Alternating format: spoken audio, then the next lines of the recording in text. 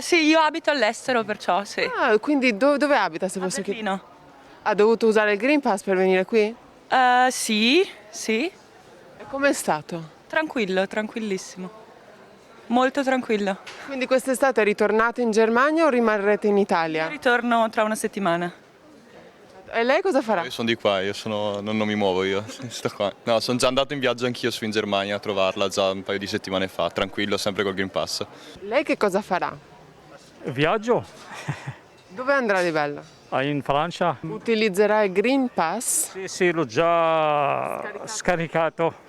L'ho già scaricato, può viaggiare con il Green Pass, non è problema. Non abbiamo ancora in mente nulla in Non realtà. abbiamo una meta precisa dove andare. No, pensavo di stare comunque dentro il territorio ancora per il momento. Beh, montagna sarebbe un po' più l'ideale adesso come prototipo di vacanza. Se posso, sì, volentieri. E dove andrai? Ancora non ho deciso, però se posso, dopo la vaccinazione, volentieri lo farò, perché no, insomma. Preferisco l'Italia, rimanere in Italia, molto molto volentieri.